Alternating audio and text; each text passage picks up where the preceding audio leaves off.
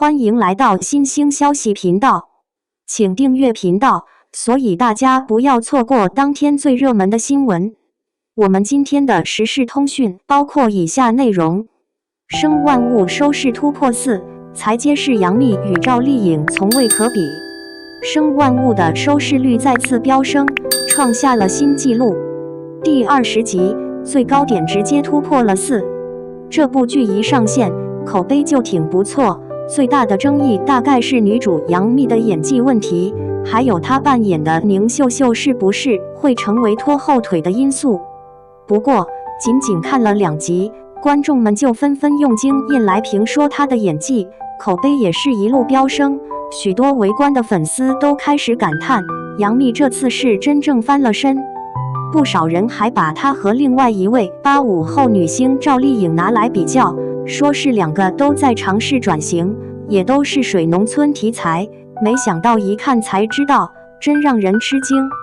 原本以为赵丽颖的表现会比杨幂更出色，结果没想到她那2部转型的作品收视率都不太理想，被大家誉为现象级火爆剧的《知否》观看人数只有 1.2， 让她拿奖拿到手软的《风吹半夏》收视率也更差，只有 0.5。 同样以农村为主题的《幸福到万家》收视率也才刚刚突破1。再说了，赵丽颖的这3部剧好像都没有在央视播，都是在地方卫视播出的。一转眼突然就明白了，赵丽颖跟杨幂感觉挺难直接比较的哈。杨幂下你赵丽颖开路，这次谁能赢得你那一票？如果把8月电视剧市场比作一场接力赛，央视频繁挥舞的那根接力棒真是抛得又稳又准。前脚生万物把热度点燃，后脚造成者在预告片里就开始预热升温。这一出热度接力到底是平台算盘精，还是内容真能打？观众买不买账，数据说话，但更关键还是那句老话，靠脸吃饭不长久，靠作品说话才是王道。同样是头部女星的硬核转型，你更想把时间投给谁？开门见山先摆事实，生万物8月13日登陆央视，刚上来就把收视曲线拉成了小山丘，首播时峰值冲到 4.09%， 爱奇艺站内热度也跟着翻红，越过10761大关。剧里杨幂把宁秀秀演的不再是光鲜亮丽的都市范儿，而是实打实的往土地里扎，素颜、手剪、晒斑，镜头一拉近，角色的硬度和生活的粗粝全看得见。另一边的造成者虽未正面接档，却在生万物播出期间放出预告，题材直指改革开放初期靠着贪图建成的社会史叙事，搭配赵丽颖的短发干练造型，把现实主义3个字立得铿锵有力。一个已经热，另一个未播先热，争议点自然来了，这是平台聪明的热度分发，还是对观众审美的精准拿捏？先把争议摆上台面。对杨幂而言，生万物像是一次有备而来的转身。2017年扶摇口碑不稳，让她中正偏科，到2023年的哈尔滨1944，又有人盯着她的表情管理打分，认为表演痕迹重。而这次她换了戏路，镜头里不再美的不食人间烟火，而是把角色的粗粝、疲倦、倔强全抠出来。豆瓣开分 6.7， 虽不封神，但流量花瓶这顶帽子至少被她自己摘得干净利落。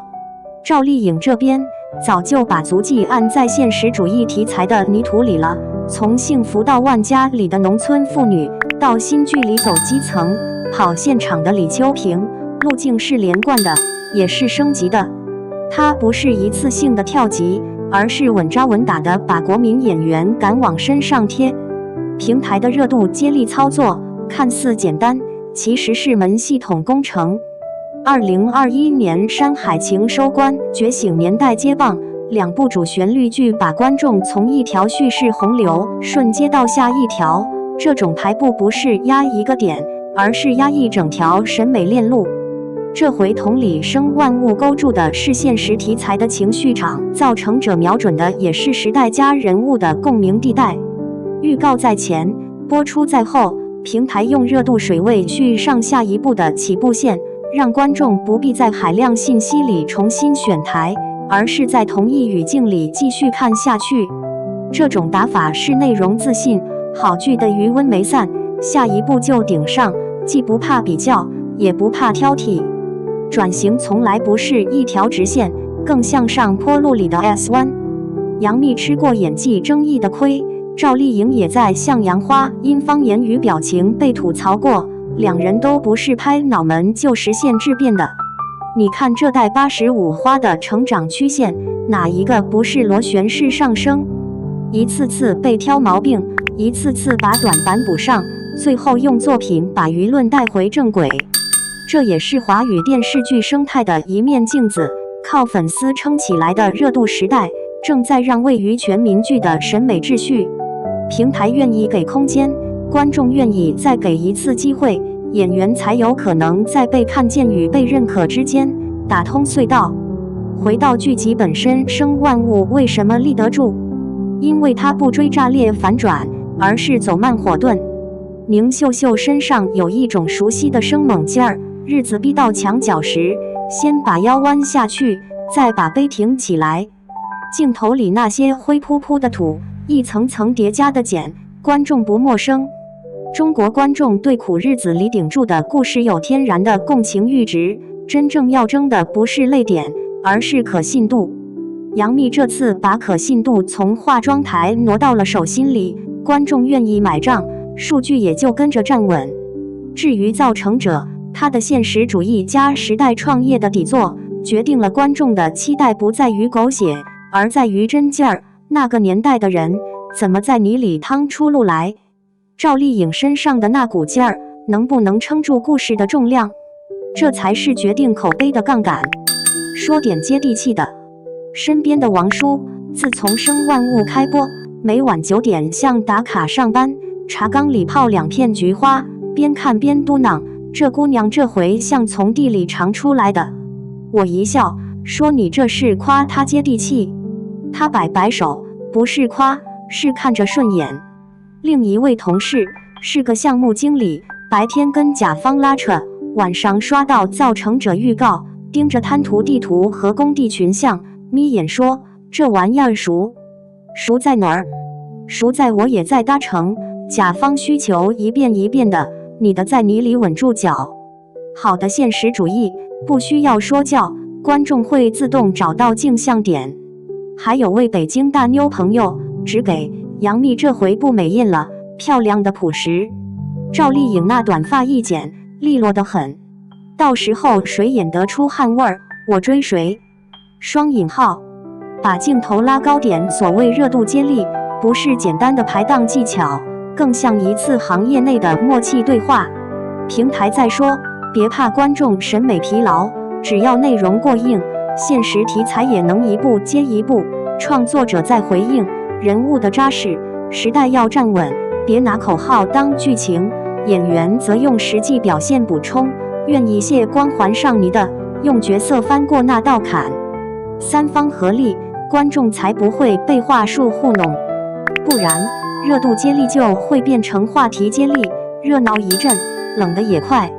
再说回85花的成长作业，这代人出道时，流量是大风，吹着谁都能上天。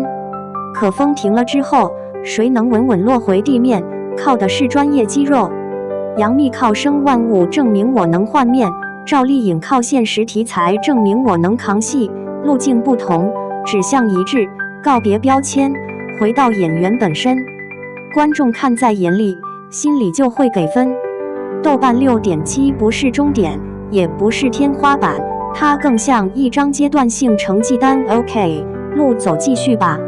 对造成者而言，预热时打出的那些现实切口，是一句先别着急给分，等我呈现细节。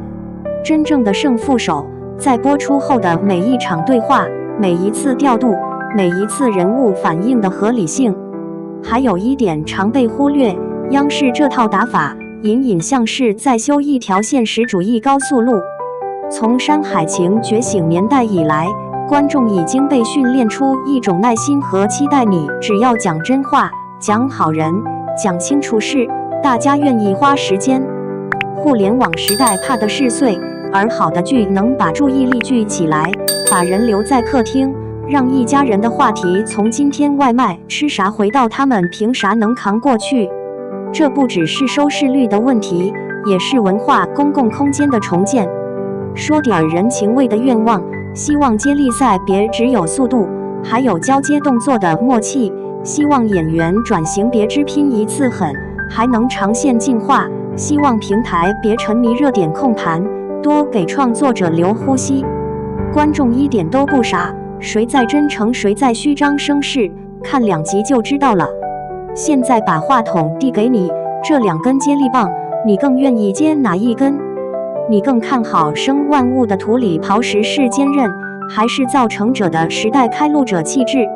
留言区见，咱们就事论事，掰扯个痛快。